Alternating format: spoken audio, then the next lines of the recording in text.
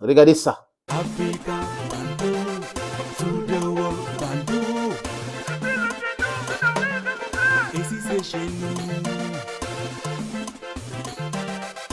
call us Bantu. C'est notre nouveau générique. J'espère que vous aimez cela.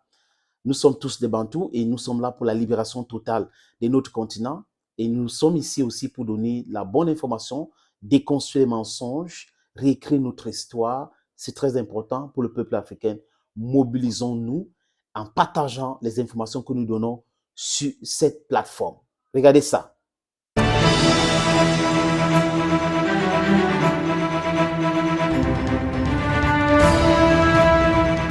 Welcome back, dear friends. Le chef d'État du Niger s'est prononcé le week-end dernier. Et il a dit ça de façon claire et nette. Je parle là du général Abdourahmane Tiani. N'en déplaise, j'ai adoré l'attitude des nouvelles autorités du Niger qui sont restées de marbre face à ces différents mensonges, manipulations et menaces de la CEDEAO. Ils ont compris que la jeunesse nigérienne d'abord était avec eux et secondo, la jeunesse africaine était avec eux et troisièmement, le peuple africain, à sa grande majorité, était avec eux et que tout le monde était d'accord avec ce qu'ils ont fait au Niger. Il n'y a pas eu infusion de sang.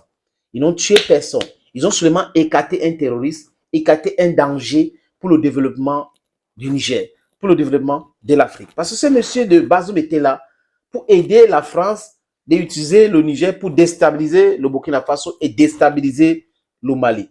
Aujourd'hui qu'il a été neutralisé, la France agite à travers les Ouattara, à travers les Macky Sall, à travers les Patrice Talon, à travers les Tinubu.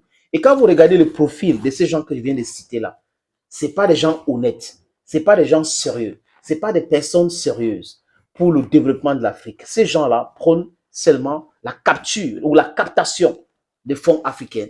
Hein, et nous veulent que nous restons dans la galère parce que pour leur famille peut vivre comme ça 100 ans, 200 ans, ils ont déjà amassé les fonds suffisamment. Et comme la plupart sont des gens imposés par l'impérialisme, ils ont leur compte bancaire en Europe.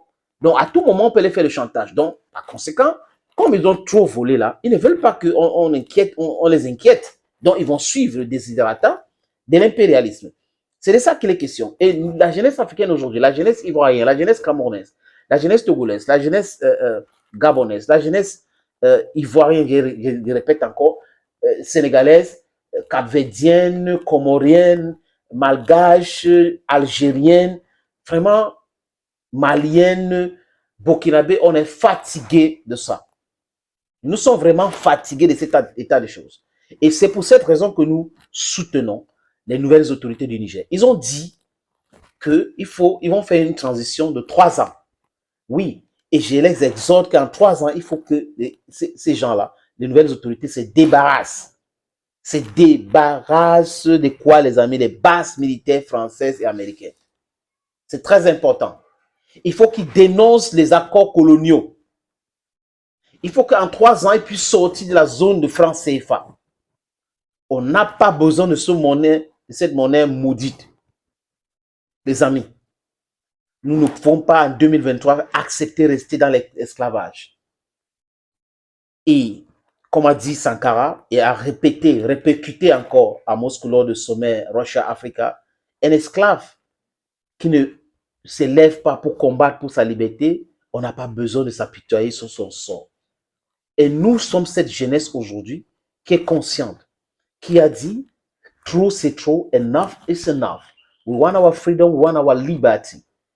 Donc, si les autorités, d'autres personnes dans d'autres pays décident de changer les différents régimes mortifères, les régimes inféodés, les régimes imposés par l'impérialisme, ça fera du bien au peuple africain. Parce que nous sommes là en train de parler de la libération de notre sous-sol, la libération monétaire. Nous sommes là en train de parler de l'indépendance alimentaire. L'autosuffisance alimentaire passe par le pouvoir alimentaire. Des médias, le pouvoir médiatique. C'est très important d'avoir notre son de cloche, notre façon de vendre notre culture, de véhiculer les informations d'Afrique vis-à-vis des autres continents du monde. Les amis, c'est comme ça. On doit avoir nos satellites. Il y a des choses qu'on doit avoir. Et on a tué Gaddafi par rapport à cela. Les Sarkozy, Obama qui est un drame pour le peuple africain, Hillary Clinton et son mari qui sont des corrompus, ont tout fait pour détruire la Libye, détruire l'Afrique et torpiller le rêve africain. Les amis, nous voulons notre indépendance totale. On va signer les accords avec qui on veut et surtout ceux qui nous respectent. Donc, les nouvelles autorités du Niger doivent mettre ça dans leur feuille de route. Parce que tout ça, qu'on est en train de parler démocratie, démocratie, démocratie, non. C'est pour venir imposer les gens. Il faut d'abord toiletter, nettoyer le pays, enlever toutes ces choses-là. Et là, on parle de la démocratie. Démocratus, qui est le pouvoir au peuple. Le pouvoir au peuple. C'est très important.